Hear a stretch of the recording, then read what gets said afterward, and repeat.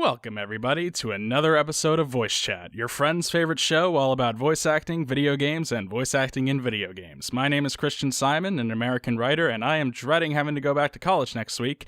And as always, I am joined by my co-host, Adri. Hi, my name's Adrienne. I am a part-time pharmacy tech. Please, God, just get your flu shot when they're available. I'm so tired of seeing people coming in sick. Please.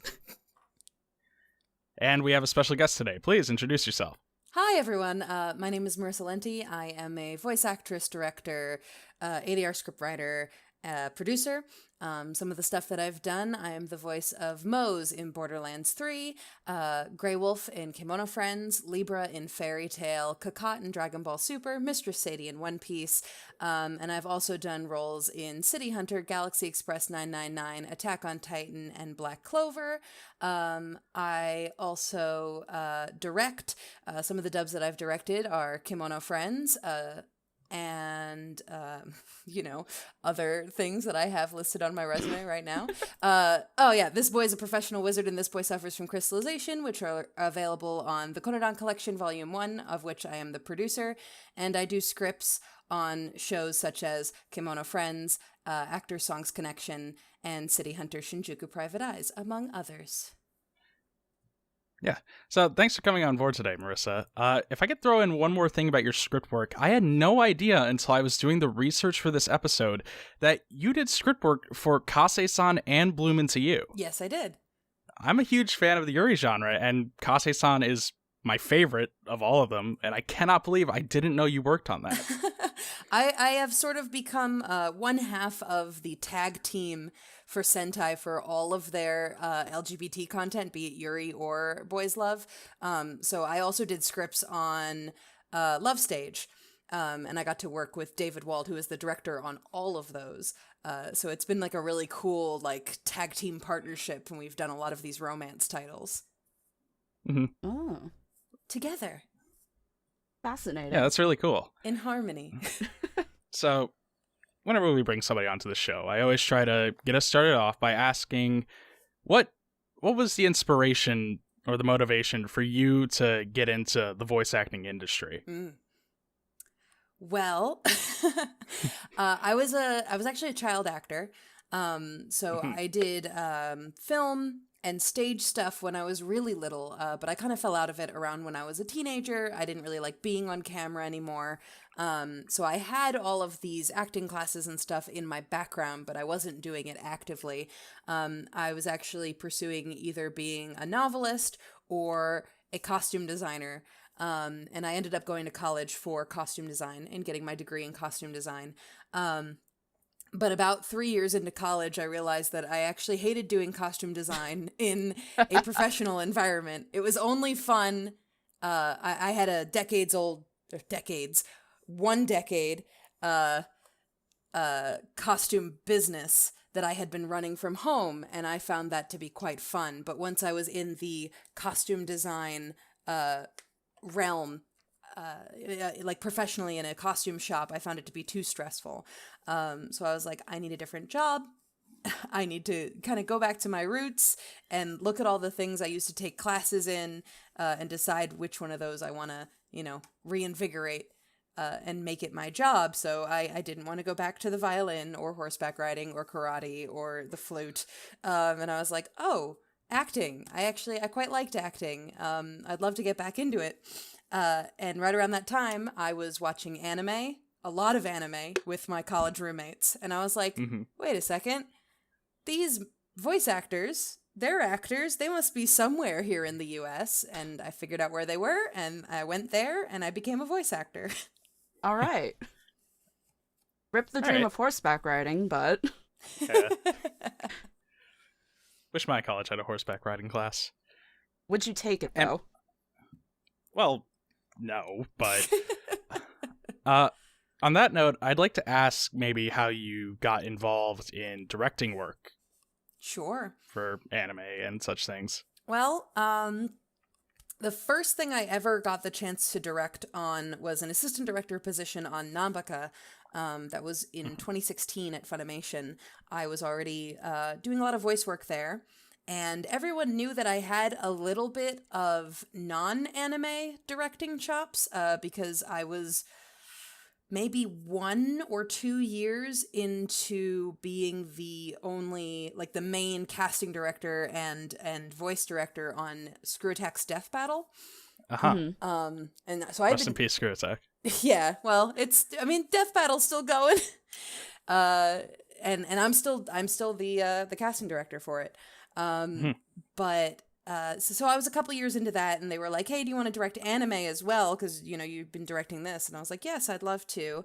I was in Nanbaka already as one of the only female characters, as well as a cat, which I was very happy about.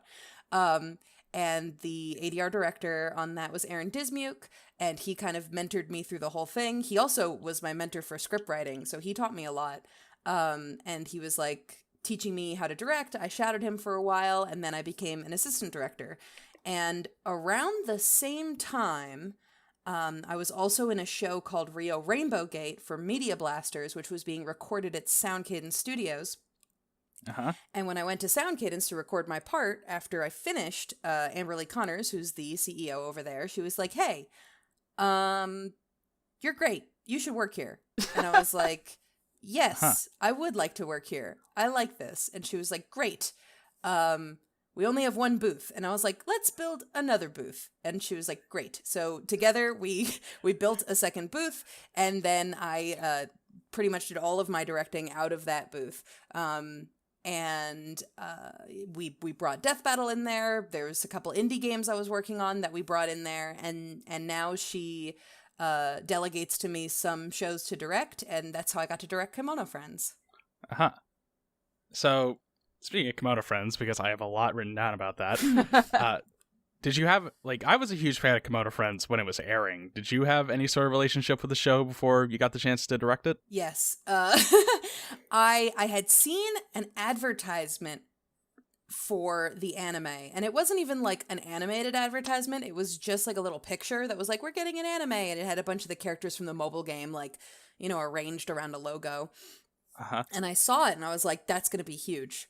And my friends were like, "Based on what?" And I'm like, "I can just feel it in my bones. It's going to be huge." So I was actually monitoring the anime. I wasn't actively watching it week to week, but I was monitoring how it was doing.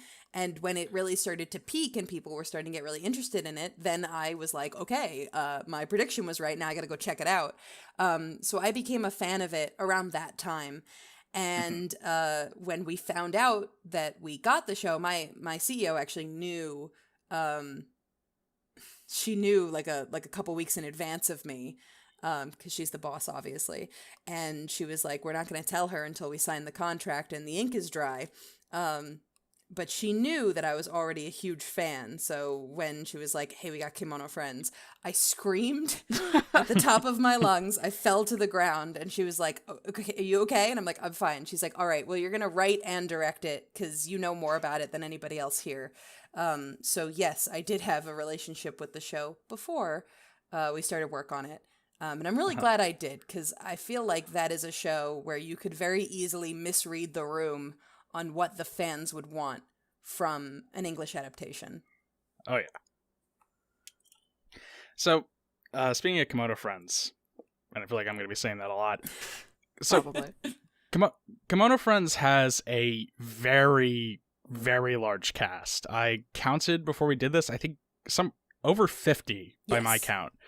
And I imagine it must have been at least a little tough to wrangle together that many unique actors. Did you run into any difficulties with a cast of that size? Sure. Yeah, it's 55, I believe, named characters.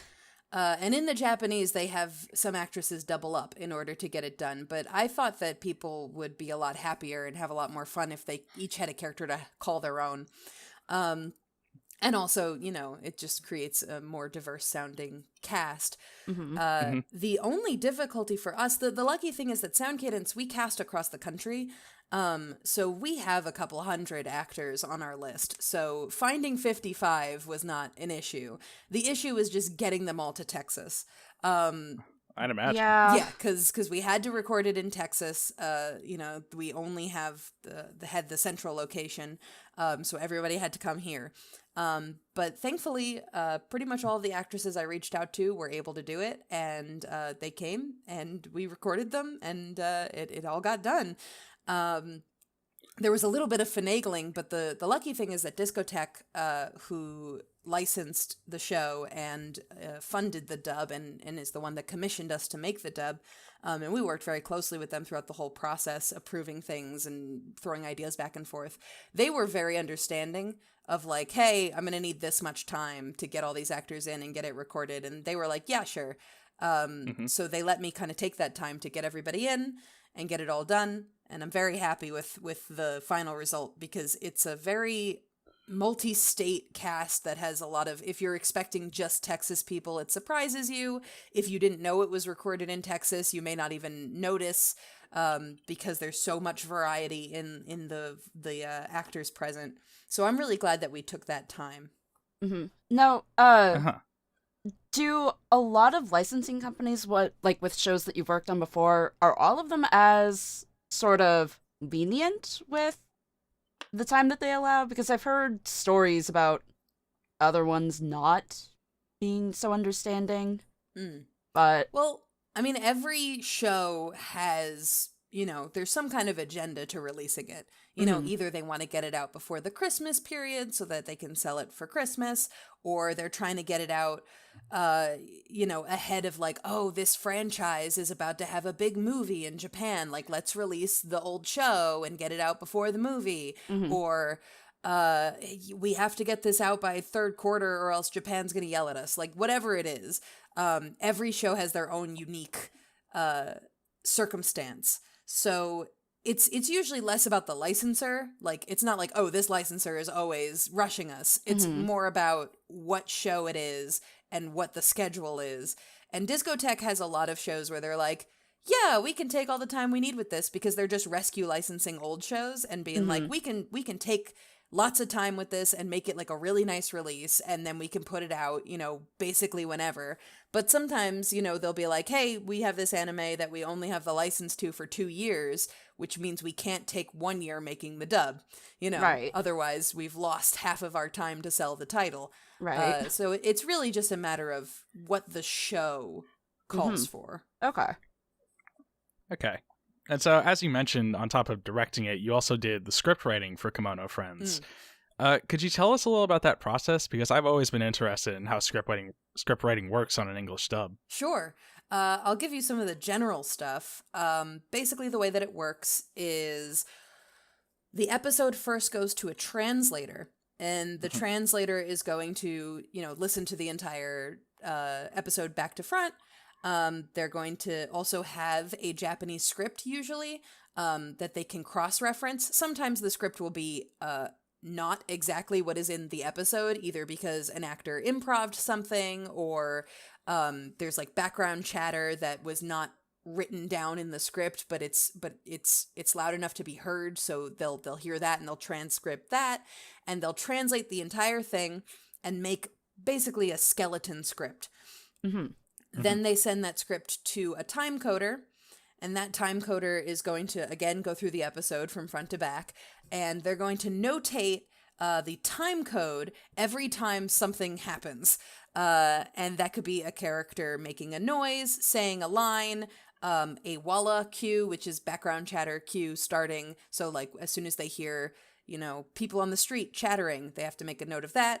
Oh, wow. If there's a caption on screen, that has to be made note of. They'll make note of things like, hey, a music cue starts here, or hey, they'll have notes in the sidebar that are like, oh, this cue, the Japanese starts here, but the mouth doesn't start moving until here. Like, here's the time code. And the time code is going to be the hour, minute, second, and exact frame of the animation where that particular cue starts. Right. So they're going to make that, and it's basically just a big document full of cells that have the character that's speaking, a time code, maybe like the first 2 words of the line that corresponds to that time code, and then notes in the margin. And they'll send that time code and the translation they were working off of to the adaptive scriptwriter, and that's my job. And I take both of those documents as well as the episode, and I go through the whole thing from front to back. And I watch each line, I look at the rough translation, I see if the timecoder has any notes for me, and then I will write a line that is similar to the translation that fits the animation for English. And I'll do that through the entire episode. And, you know, if I have to change anything or make any little notes, I can also make notes in the margin. I can write to the director and ask them, like, hey, what do you want me to do about this?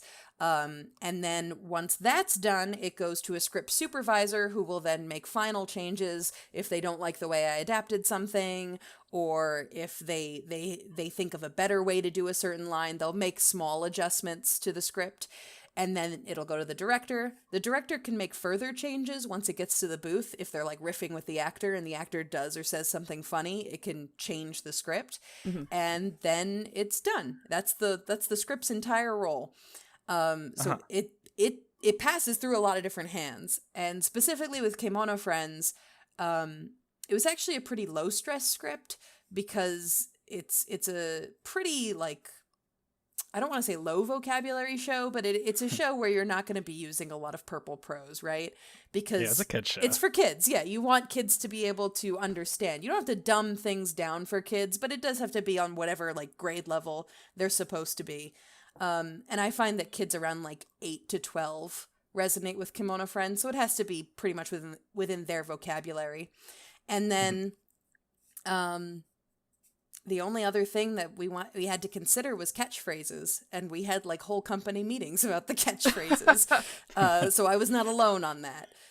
We had Discotech and the rest of the Sound Kitten staff all pitching in ideas and talking back and forth and making sure that we settled on something that everyone was really happy with. And then Japan had to approve of it. So, you know, that was unique to Kemono Friends, but it wasn't exclusively my job. Mm-hmm. That's cool. You know, in the editing process, it's always good for something to be seen by a ton of different eyes. Oh yeah. On the subject of Kemono Friends' script, this is kind of minor, but I thought it was interesting. So, for those of you who haven't seen the show, in Kemono Friends, yeah, I haven't seen too much of the dub. I'm gonna round together Adri and our friends so that we can do a big watch party. Oh, fun! But I've seen enough to know that. So in the show, the main character is named Kaban, which is the Japanese word for bag, because of the bag on her back. But in the dub, she's still called Kaban. It's not translated as bag, even though I think it was in the Crunchyroll subs. I could be wrong about that. Only for the PV. Okay. I always thought Bag-chan was funny. Bag-chan! But I was just wondering if there might be any specific reason to keep her name as Kaban instead of translating it. Yeah, I believe that was a Japanese request. It was either a Japanese request or it was a Discotech request to keep her as Kaban. And I also wanted to keep her as Kaban, mostly because at this point, the fandom calls her Kaban. No one calls her Bag. Right. Even though that is her name, like, no one calls her that. And especially with Kemono Friends, the fandom is kind of king, because the fandom is the one that gave Kemono Friends so much of the life that it has. Right. You know, it's them and Tatsuki Senpai. Like, that's it. Maybe I should be calling him Sama. I don't know. But yeah, so Tatsuki and the fandom, like, that is who, you know, gave Kemono Friends the life that it has, and all the people who work under Tatsuki. And so kind of changing things from the way that the fandom already understands it is risky business. And we were already taking that risk with things like Sugoi, which wasn't going to make the jump to English anyway. So like, that had to change. Whereas Kaban, because it's a name, we could kind of get away with keeping it Japanese. So we had a whole discussion about it where I was like, hey, you know, like, I kind of relate this to Princess Tutu. And in Princess Tutu, the character, her name is Ahiru, but that just means duck because she is just a duck. Right. And the whole point of that show is, like, I'm just a duck. That's all I am. I can't be anything more than that. She says that a lot. So her being a literal duck is a focal point for the show. And a lot of people point out, like, hey, duck, that's kind of a weird name. So if you kept it as Ahiru, it would make the whole dub not work, you know? Right. Whereas some people were upset about it because they were like, oh, but ahiru is so much prettier. And it's like, I guess, but it just means duck. Like, it's not a pretty word. Really, Right. it just sounds pretty. If you were a Japanese person, you wouldn't think it was pretty. Yeah, you'd be like, whatever. But meanwhile, with Kemono Friends, her name being bag and being a noun really doesn't come into play at any point. The only thing that you have to understand about Kaban's name is that it is not an animal name. Right. That is all that has to be achieved by her name, because all of the animals are like, I've never heard of an animal by that name, which means that her name could literally be anything as long as it is not an animal name.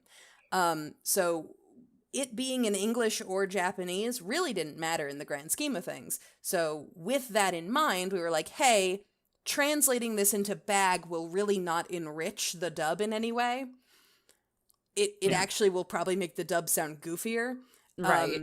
So do we want to leave it alone the way that fans are already used to calling her? And they were like, yes, that sounds correct. That sounds like the right course of action. So that is how we came about to that decision. And we did weigh a lot of options about like, well, you know, if bag sounds too stupid, we could go with like rucksack or like backpack, like something, you know, like a different word for bag. But the problem is that a lot of the English words for bag get exactly that reaction. Like you laugh, you know, you're just like, that's stupid. But there is no point in the show where her name sounding stupid is a plot point. So it's really not a necessary facet of her name. Right. And I imagine script writing is less awkward if you don't have to go from a 2-syllable word to a 1-syllable word. Yeah, well, yeah, so bag as opposed to kaban. So yeah, it was just a matter of utility. It's like, does her name need to be stupid or a noun for any actual function of the story? Answer no. Therefore, we can leave it as kaban. And so we did. Okay. Right. All right. That's interesting. Another aspect of Comodo Friends' dub is I noticed on the South Canian's website, it says that you guys worked with I should explain this first. In Kemono Friends, there are segments in between the show itself where like wildlife experts like zoologists and zookeepers talk about real-life animal facts relating to the animals featured in the episodes. And I noticed on the Sound Cadence website, it says that you guys worked with wildlife organizations for the dubs of those sections. Could you tell us a little about that? Sure. When we first sent the cast list over, Discotheque was like, oh, hey, what about the Zookeepers? And I was like, oh, yeah, there's these Zookeeper segments. Yes. I was hoping that we could get actual wildlife researchers and rehabilitators to do this segment. And they were like, oh, is that going to make the dub take longer? And I was like, gosh, I hope not. And they were like, okay, then you can do it, but don't make the dub take longer just to do this. And I'm like, okay. So what I really wanted to do was get in touch with some local wildlife organizations or like zoos, or I had a couple different ideas that I ended up, you know, having to go through.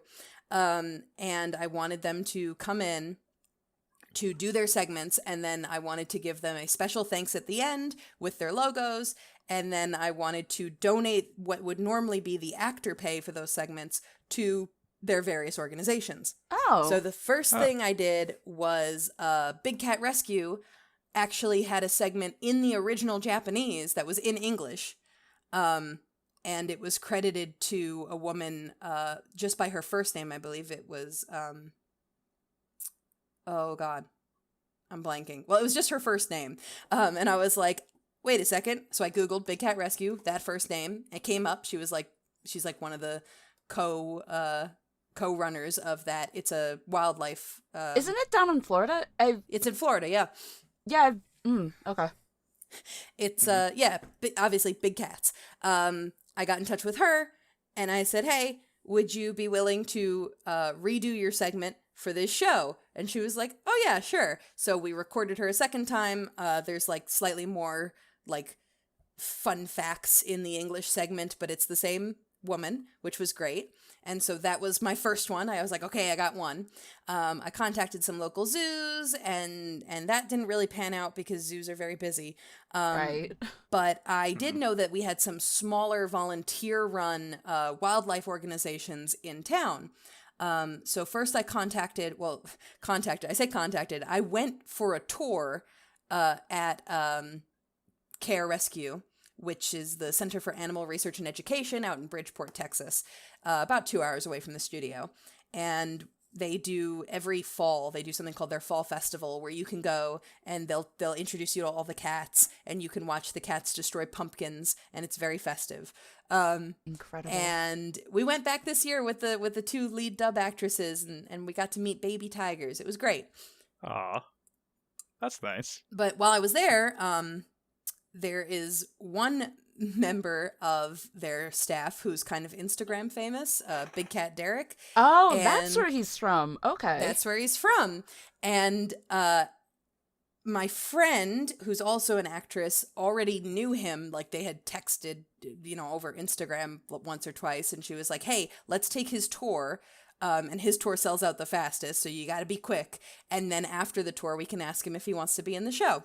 So we did. We took the tour, and afterwards pulled him aside and was like, "Do you want to be in a cartoon?" And he was like, "Yes, absolutely." Oh my god. And I was like, "Cool. Can you do me a favor and ask everyone else that volunteers here if they also want to be in it?" And he ended up bringing like 6 people by. And for them specifically, we also did because all of them came as one big group, we were able to do a behind the scenes thing where we filmed them in the booth, reading off their animal segments. And they also did like a little, like a 30-second thing where they just explained who they were and what they did and all the charity work that they do. And that's on the Blu-ray. And I set aside all the cat segments for them. They came and did that. And then I was like, okay, next segment. I called up, there is a local wildlife rehabilitation center, not for big cats, but for small, local woodlandsy type critters, called the Rogers Wildlife Rehabilitation Center. And I had been there twice before. It's about 2 hours in the other direction from the studio. Of course. I had been there twice before because I had found birds that needed rehabilitation. So I called them and I was like, hey, do you remember me? I've donated money before and I brought these birds. And they were like, yeah. And I was like, does anyone that works at your place want to be in a cartoon? And they were like, we'll get back to you. Hold on. Because they had never been asked such a thing before. But thankfully they were very, very nice. And they were like, yeah, we can send them in shifts because they have shifts there where everyone's watching the sick birds. So there was one day where like every couple hours someone would come by and they came and they did all my bird segments for me. So all the owl segments and the Japanese crested ibis segment was from these bird specialists essentially. And then last but not least, we knew that a local guy named Jim Ferranda was a big fan of the show and that his brother was a marine biologist. And I was like, hey, Jim, do you want to come by and bring your marine biologist brother to do some animal fact segments? And he was like, I'll do you one better. My wife works at the Museum of Nature and Science that's local in town. And I was like, that's great. Can she bring other people from there? And he said yes. And that was our 4th and final organization, was the Para Museum. Wow. And Jim also did a segment, and he's credited as Kemono Friends enthusiast. So all in all, we ended up having 4 organizations involved, most of them local to Texas, but not all.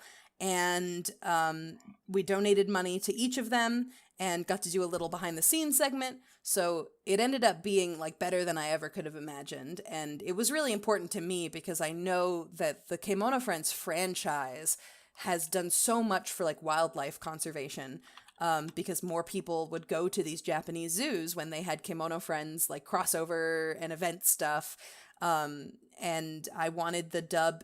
There was no way it was going to have as big an impact as the base franchise, but I wanted it to have its own little footprint of like, yeah, and the dub did something similar. So that was the initiative on that. And I'm very thankful to Discotech for letting me do it because it is, kind of an experimental thing to have a bunch of wildlife researchers come and be in an English anime dub. But it ended up working out really nice, and I'm really, really pleased with the work that we did. Yeah, that's really cool. And I hope one day I too can be credited as Komodo Friends enthusiast. You could Right. credit yourself as that on this. Okay. I'll think about it. This is You a have Kemono that. Friends enthusiast. So, something in the Kemono Friends dub I thought was really cool, but is a little unusual, is so in the show, in episode 8, I believe, there's a idol performance by a bunch of penguins, and in the dub, that song has an English performance. So, could you tell us a little about that? Sure. Well, I mean, as far as sound cadence is concerned, we love dubbing music, and we will always do it if given the chance. So when Discotheque was like, hey, can you dub this song? We were like, yes, and we will. And in fact, right now we're doing an anime for Funimation, for their simuldub season. We're lagging behind everybody else. I think we're moving into winter? No. Yeah, we're moving into winter, but this is technically still a fall show, I think. Either that or I'm one season behind. But basically, we are working on a show from technically last season, called Actors Songs Connection, and that is a Vocaloid crossover show. And every week there is a Vocaloid song in the episode, and we are dubbing them weekly because this is a simuldub. God. So it was a very similar process, and we're just doing it on an expedited schedule for Actors Songs Connection. But that's just a thing that we do, is we're just like, yes, absolutely, we will do the songs. We always get lyric adaptation from Amanda Lee, Amelie, who people might know from her YouTube covers. And she is also the voice of Princess in Kemono Friends, so she also leads the Sky Dreamer song. And she recommended to us, someone to help us with mixing and tuning. And so now we have this nice little team that is consistently working on these songs. And they are music people, they are not me, who is an anime person, but not a music person, trying to bumble through, a song. Right. We have this really nice dedicated music team that knows music. And we're like, you guys do the music, I'll do the script. And then we come together and they're like, here's the lyrics, here's the script. Now we have a full script. And, we did it for Kemono Friends. It was actually fairly simple for Kemono Friends. The entire cast of the penguins are all YouTube cover artists. So they can all sing. They all know what it's like to sing a Japanese song in English. No problem. And similarly with Actors Songs Connection, it's, just a bunch of boys instead of a bunch of girls. All right. One last little thing on Kemono Friends, because I thought it was kind of interesting. So, in Kemono Friends, there are these, giant monsters called Ceruleans.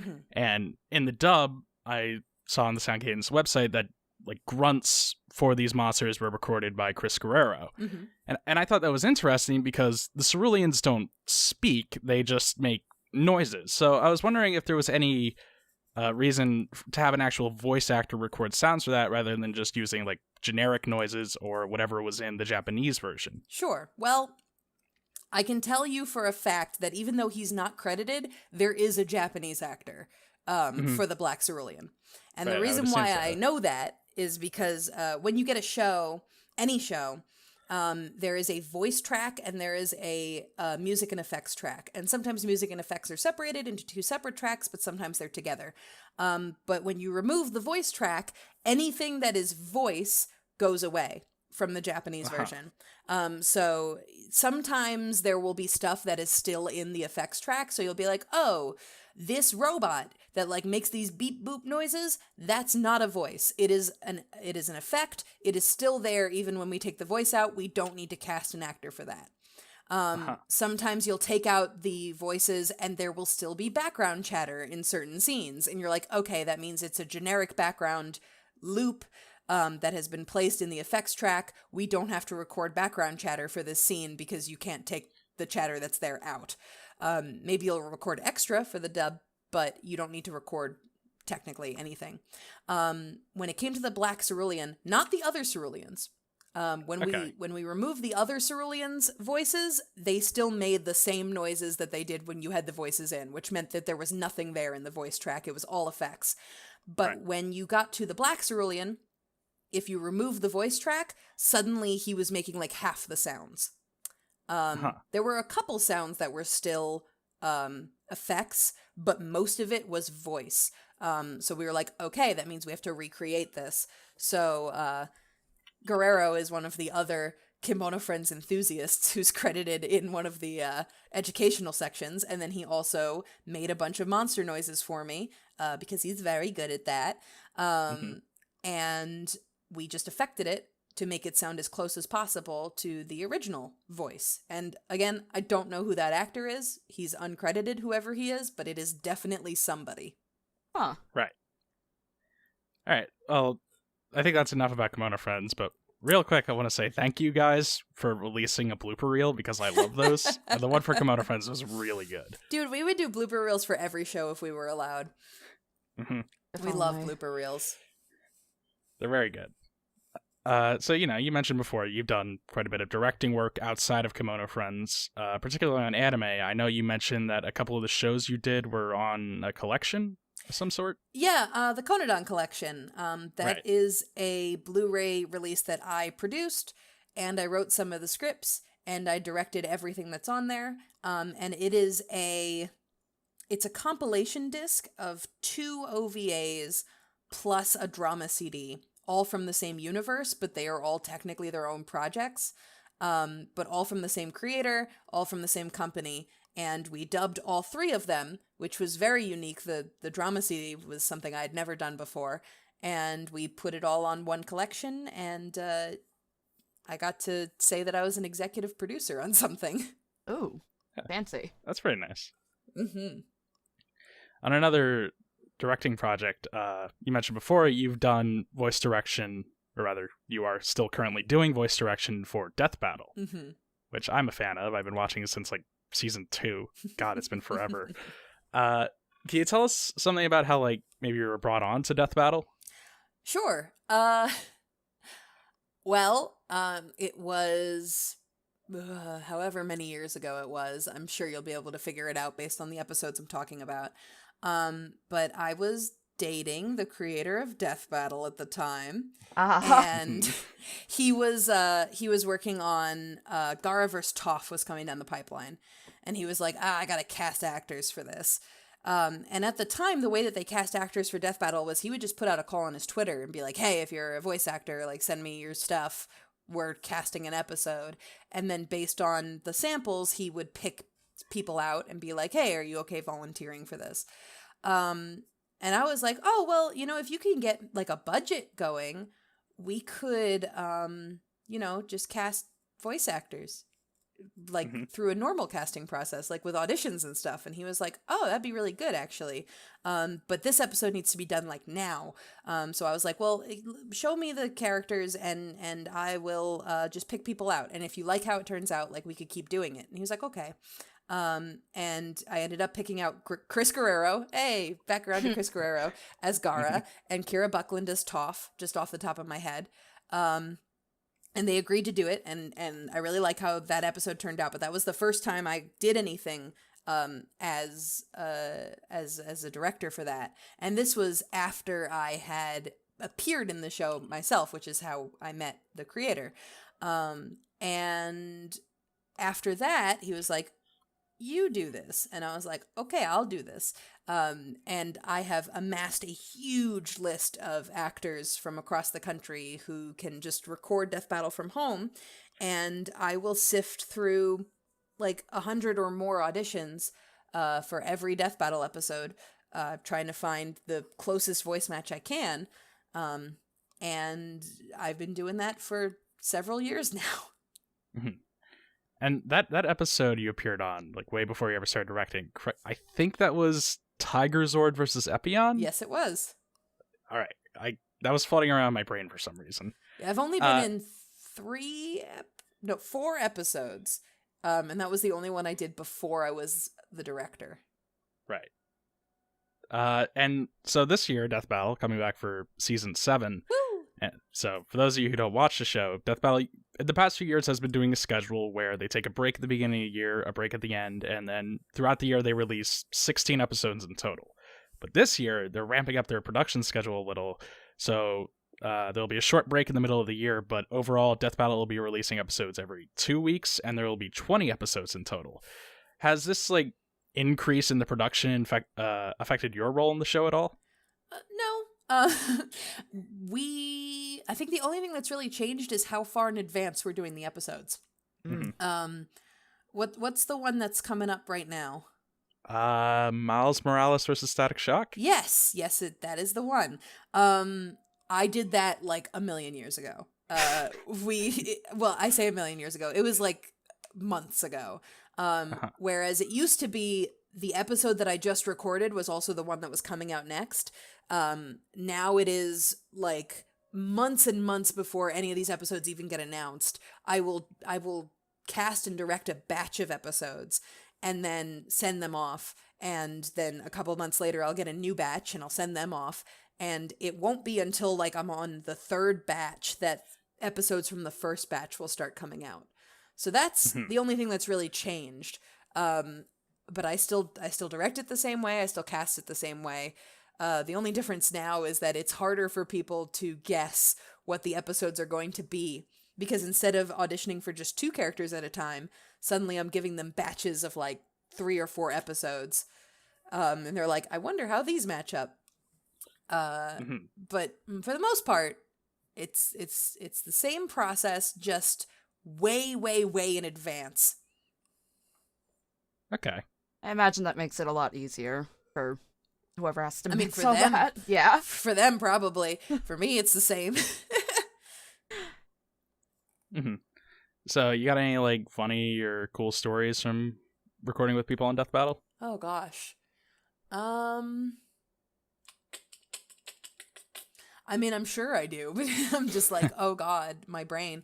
The cool thing about Death Battle just in general is that it lets me use a lot of actors who I would never get to use in most other contexts, because I'm not restricted by location.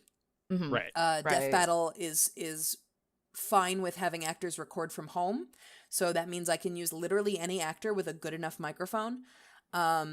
So there are more actors trying out for Death Battle than for any other show that we produce, just because we're allowed to. Right. So there are actors who I only get to work on with Death Battle, and it's always a pleasure to have them on. And then sometimes I get to do wild and crazy things for Smokey Bear versus McGruff the Crime Dog. Right. Ben was like, listen, we need to get some top tier talent because it'll just be way cooler that way. And I was like, you got it. And we ended up with Chris Rager and Chris Sabat, Vegeta, and Mr. Satan from Dragon Ball Z, not in that order. And people went crazy for it, and that was really cool. And so it was cool, we get to do that. And they were very nice, and they were like, yeah, let's do it. And then for Sora vs. Pit, I was like, you know what would sound great? Kirito from Sword Art Online. Right. And Bryce Papenbrook. And Deku from My Hero Academia. And we got them, and we got to do it. And, getting to, reach out to those actors and be like, hey, you want to do something kind of, fun and silly, and it's only going to take, it's going to be a short little session, and it'll turn out to this, cool crossover thing. And having them write back and be like, yeah, Bryce was totally on board, and he was super nice about it. It's just, a fun, a fun place to kind of flex my directing muscles and get to work with all different kinds of actors. The reason why I don't have any really specific funny stories is because, like I said, it does not take long to record a Death Battle episode. Maybe 20 minutes to an hour, and it's done. Right. They don't have a ton of dialogue. Yeah, it's not a ton of dialogue, but you get people in and you're like, okay, now you're going to do this crazy impression, and it always makes people smile, because they're like, this is you never usually get paid for impressions. Yeah. Unless you are a professional someone who does voice matching professionally. I've gotten to do it once for My Little Pony. And I guess I did for Transformers as well. But it is not often. So people like to come in and have fun and be these characters that they've never gotten to be before, famous characters in a lot of cases. And the one I can think of that was recent was Kyle Ignacy was the mask for Deadpool vs. the Mask for me. And his style of acting is so high energy. He comes out of the booth soaking wet with sweat. And I was like, oh, well, that means that you gave me your best, and I very much appreciate it. And he sounds great in the episode. Like, that was a character where I was like, who am I going to get for this? Right. Like, who sounds like Jim Carrey? I don't know if I know anybody. But thankfully, you can always count on a Kyle Ignacy when you're in a pinch. For Jim Carrey? And Deadpool... Yes, well, for a super high energy character, and it just so ended up that he could do a good Jim Carrey as well. And Deadpool versus the Mask was an animated episode, like original 2D animation. Does that affect the voice direction at all? I believe we had storyboards, which is very rare. There were only a couple other episodes that got storyboards. I remember, I think Mob vs. Tatsumaki had storyboards, and so did Aang versus Edward Elric. And sometimes, we will reference the storyboards to figure out what's going on, and that does allow us to, like, create some very specific fight efforts or specific ways of calling out lines. I'll be like, oh, it's clear right here in the storyboards. This is what's happening. But otherwise, what we do is we just cover our bases. We're like, okay, for this line, she might be right up next to you, or she might be across the arena, or she might be across a football field. So just give me, various levels of projection. And then I'll get to actually see what it was supposed to look like when the animators, pick the one that fits their needs and puts it all together. So the only thing about having storyboards is that it takes out a lot of the guessing game. And makes it a lot more focused. But otherwise, the end product is always the same. It doesn't, I guess it doesn't elevate the actor in any particular way. They're going to give you a good performance regardless, but there's a lot less like, well, maybe it's like this, or maybe it's like that. It's very concrete. You can see it in the storyboards. Okay. To talk a little about something outside of your directing work, and I know this must have been a really cool opportunity. You got to play Mose in Borderlands 3, as you mentioned.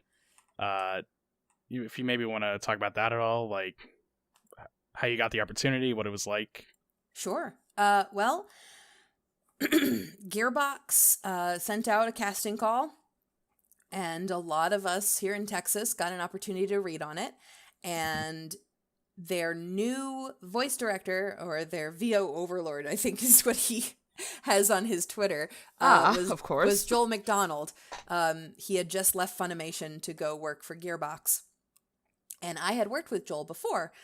He was my director on One Piece. Back when I was new. One Piece was like my second named character at Funimation ever, was Mr. Sadie in One Piece. And I had always been wanting to work with him again. And thankfully, I auditioned. I got the part. He texted me being like, hey, just so you know, you're Mose.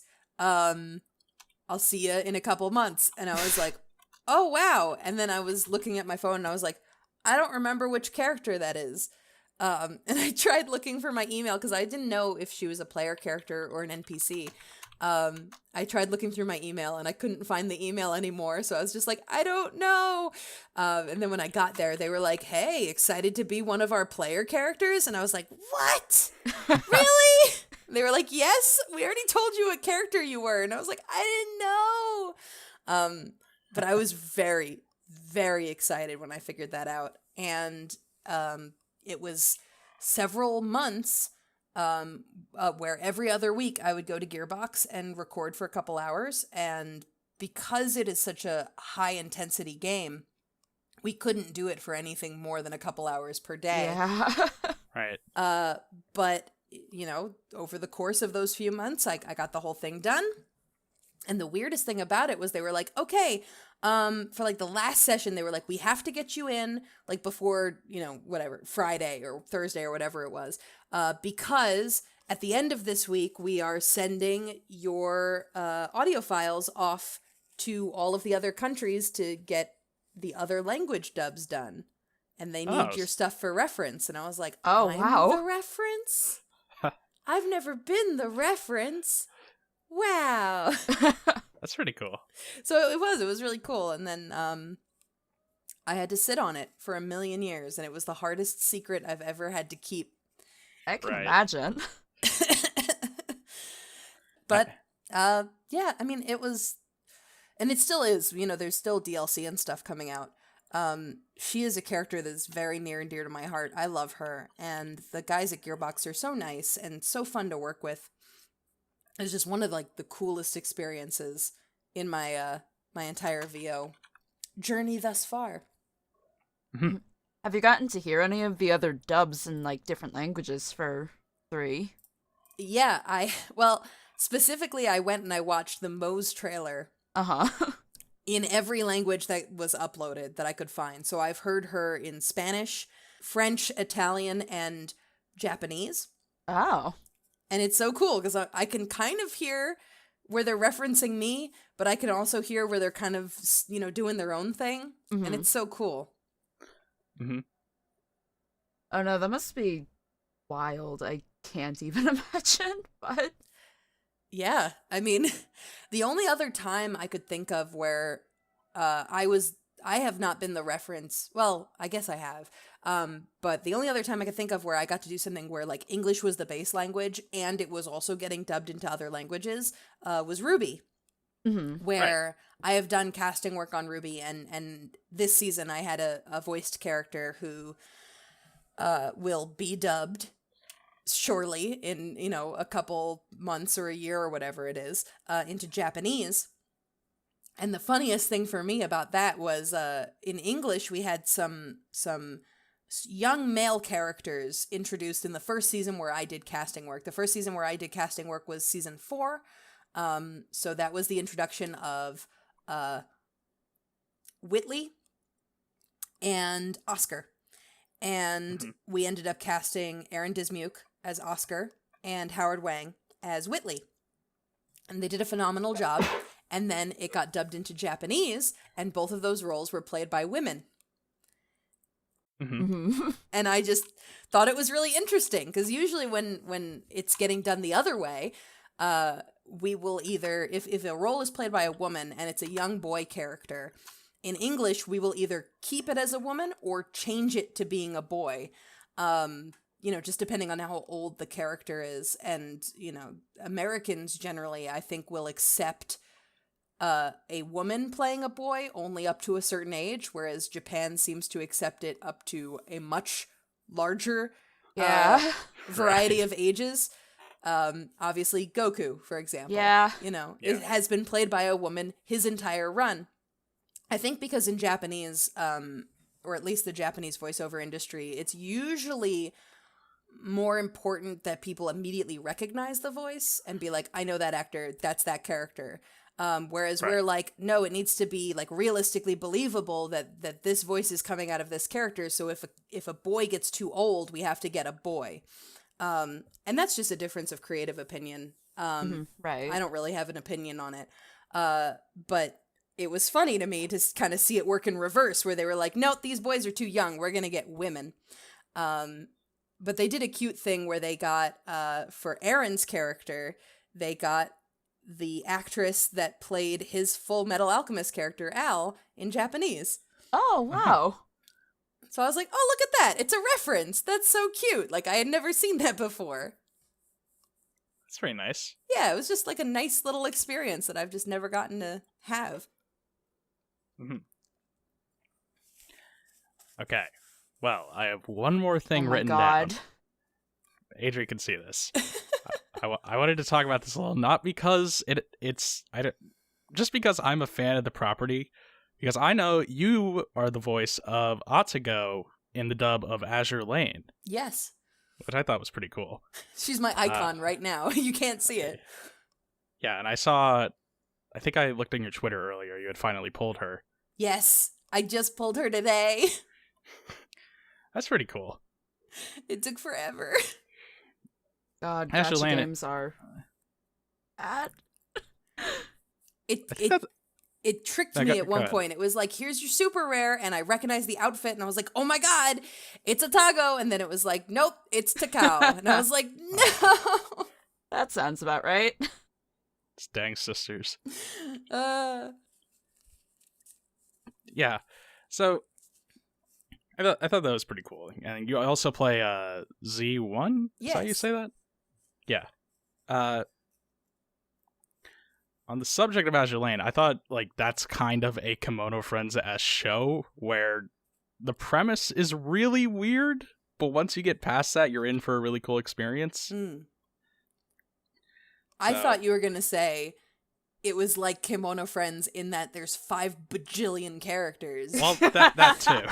See, like, 55 sounds like a lot for Kemono Friends, but I was able to get 55 different actresses. Tabitha Ray, who is the director for Azure Lane, was like, it's literally impossible. They introduce new characters every episode. And not like Kemono Friends where there's 2 new ones per episode. It's like 10 or more per episode, new characters. So for that show, she doubled everyone up, at least. But most people who are doubled up in that show are doing an accent on one character and no accent on the other one, or different accents per character. So Atago has no accent, whereas Z1 has a German accent. Right, because all the British and German ships have accents. They all have accents, and so do the Chinese ships? Maybe? That might be wrong. But yeah, there's accents, and the way that I ended up, working on Azure Lane was Tabitha got in touch with me and was like, can you do a German accent? And I was like, I think so. And she was like, yeah, give it a try. Here's an audition. And so I ended up coming in probably mostly to be Z1, but Atago is a much bigger character, and she has a much bigger fan following. Yeah. So when I got home, I was like, oh man, I'm this German one, and I'm, what's this other one that I'm also? And I was like, whoa, a lot of stuff about her. So it was really cool. And Z1 also, like, they're very disparate voice types so that, you can't tell that it's me in both of them. So Atago is really low and big sisterly. And Z1, in addition to having a German accent, is also a little lowly. So I got to do like a high-pitched thing. And high-pitched German is interesting. That sounds weird, conceptually. High-pitched German loli? Yeah. And there's a whole show about it. It's called Tanya. Yeah. But yeah, it was really cool, like, just getting to mess around with these character types. So I was really, really thrilled to be a part of Azure Lane. And obviously so, because now I'm playing the gacha game. Have you spent any money on it yet? No. Okay. In fact, not only have I spent no money, but I did not spend any of the in-game resources upgrading any of my ships for the longest time, because I was saving all of it for Atago or Z1. So I made it through the first 4 chapters of the game without upgrading a single ship or any of their gear. Damn. And I think it was today or yesterday that they gave everybody a free marriage ring. Yes. So now you can marry both of your characters for free. Yes, it's perfect because I got 1 free promise ring from my starter ship. Right. Because they always fall in love with you, and they're like, here's a promise ring. And then I tweeted Sarah Wiedenhefter, and I was like, I'm sorry, Sarah, you gave me a promise ring today, but I'm not using it on you. Poor girls. And she said, you'll come crawling back. They always do. All right. Well, that's all I've got, but Adri said I can ask this at the end of the show. So I was wondering maybe who your favorite friend is. Well, I'm biased. My favorite friend is Grey Wolf, obviously. Because I voice her. And I wanted to voice her ever since I watched the show in Japanese. As soon as she came on screen, I was like, that's the one. I want to be that one. I want to be that one. But I had also set myself as a backup for several other characters in case we couldn't find an actress that could do those roles. Thankfully, we did, and I got to submit myself for approval on Grey Wolf, and they approved me. Some of my other faves, I really like Italian Wolf as well. There's a great meme of her that endears me to her greatly. Mhm. I like Black Buck. I like her cool Chunibyo style. I I don't like. remember that one. Yeah, she's in Kemono Friends 3 right now, the mobile game. Okay. But she's like this. She's Black Buck, like a real Black Buck, is like, it's kind of like a gazelle, but it's all black and white with red eyes. And so they made her like this Chunibyo, which is 8th grader syndrome, which is basically like a middle schooler who's pretending to have powers or whatever. Right. So she's got like this spear and this cape, and like one of her eyes is covered, and she's like, I am Black Buck. I love her. She's so weird. And then I feel like I'm missing someone really important. Oh, I did the Kemono Friends sorter, and some of my other friends that got to the top were Domestic Dog. That one's from Comodo Friends 2, isn't it? Yes, she is, and she's got a very sad episode in Kemono Friends 2. I never finished it. Yeah, most people haven't, but I did, because I had to make sure there was no lore in there that would be important. And there was some lore in there that was important, but nothing that contradicted season 1 too badly. So I was like, okay, I don't have to change anything about how I'm dubbing season 1. Right. And we laugh, but Comodo Friends does have some pretty deep lore. It does. There's lore. You got to consider the lore. There's like one thing in the second season where I was like, uh-oh, that could be a problem for season 1. But as it turns out, they're talking about, there's like a substance. I'm trying not to spoil it. But there's a substance where they give it a name in 2, where I couldn't remember it having a name in 1. And I looked back to 1, and the substance is there, but it's just like, Serval's just like, what's that stuff? And then no one commented on it again. And I was like, great, we don't have to worry about it. No problem. But so I watched the whole thing for that purpose. And Domestic Dog has a very sad episode. So I was very endeared to her. And I was also very endeared to Bad-Eared Fox, who's like way at the end. And she doesn't really do much. But she runs a hotel. And she's got 2 of her friends helping her. Like, one runs a gift shop and one cleans. And they're constantly working on it, even though they never have any guests. And the one that runs the gift shop is convinced that no one will ever come. So she doesn't even bother opening it most of the time. And she'll talk smack about it to the other employee. But Bad-Eared Fox has huge ears, and she'll just lean around corners and go, I heard that. And I really liked it. It was really cute. Like, that's the cool thing about Friends, is that they can have like one little quirk and you're like, I love them. I love them. They're my favorite. They just have this one cute little quirk and they never overstay their welcome. And you're just like, that's the one. I love her. So yeah, those are some of my top friends. Right. All good picks. I'm more of a Tsuchinoko kind of guy. Well, I can't say I dislike a Tsuchinoko. Yeah. Fat Snake. Fat Snake, Tsuchinoko real. She was a fun one. One last thing, because you brought it up, and now I'm curious. You said you had to get approval to cast yourself as Grey Wolf. Mm-hmm. Could you talk about that? Sure. I don't know how far up the ladder it went in Japan, but at least from our end, we had to send the entire cast list to Discotheque. Mm-hmm. And I had to make my case for every actress. Not because they didn't trust us, but just because they were like, this is a big cast. We should probably hear this in advance. And we were like, that's super fair. So I had a spreadsheet of every friend with the actress I wanted and a link to where they could listen to their auditions. And I sent out auditions for every friend. I think except for friends with 10 lines or less. But every other friend had an audition just for them. And I collected auditions for all the friends over the course of like 2 months, I think. Every week I would send out around 10 more friends. And I put them all in a big spreadsheet with the actress that I wanted and notes about why I wanted that actress. And I sent it off to Discotheque and they had to approve. And it ended up being great because, there was stuff like Kaban needing to be the same actress as Lucky Beast and Mirai, right. that would have been difficult to communicate if we didn't have this big, plan. But it was essentially like, hey, if you move this actress, you can see that like my backup is already on a different character, and then their backup is on a different character, and then their backup is on a different character. So it was like a house of cards. If you moved anybody, the whole thing comes tumbling down. So they got to see my entire plan laid out and be like, yes, based on what we are seeing here, this is good. Approved.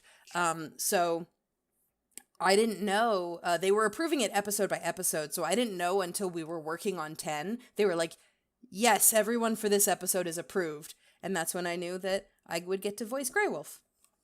All right. That's pretty cool. Yeah. Oh, production. Sounds like a very fun time. Yeah, I mean, it's all this paperwork and emailing back and forth and stuff, but at the end of the day, it is one of the most fun production jobs to work on anime that I've ever had. There's so much just like, I'm excited about this next episode, Mm-hmm. There's not a lot of dread when you're working on anime. There's a lot to look forward to episode to episode. So I really look forward to like sitting down with a spreadsheet and entering in actor names. Like, it sounds so boring, but it's satisfying in a weird way. It is satisfying. And it's also satisfying knowing like Kemono Friends had been waiting 2 years for a dub. And I was just sitting there with the whole cast in front of me. Even though I was the one writing it down, I was like, this is privileged information. Like, nobody knows that. Not only do they not know that this dub is getting made, but they don't know who the actresses are. But I can see them all in this spreadsheet that I have written myself. And it was just cool. Like, I was always giddy to be like, I know this thing, and soon people are going to get to see it. And we took a lot of time with the Kemono Friends dub. There was a lot of thought and going back and forth and arguing and, getting excited. And at the end of it, I was just really, really proud with what we had made. And I was like, I cannot wait for people to hear the dub and knowing that it was the dub, I've been in a lot of official dubs. That's my job. But something about this one, it didn't feel real until it finally came out. I was like, there's no way we're dubbing Kemono Friends. That's crazy. But then it came out and it was out there and people were watching it and people from Japan were buying it so that they could hear the English voices, which was crazy. And it was just so cool. And in fact, I'm still in, to this day, the Kemono Friends Discord Server, and they're all very kind, and they'll ask me questions about the dub, and it was a very, very, like, I wish I had a better word for it, but like soul-enriching experience. Like, I was just happy, Mm-hmm. It's a happy show. Yeah, and I was happy that people were happy with the decisions that we made and the actresses that we got, and I was so proud of everyone who came in. Susie Young, who played Kaban and Mirai and Lucky Beast, it was her first anime ever. Wow. Really? And she came in and just destroyed it, like absolutely rocked it from start to finish. No one else could have played Kaban like she did.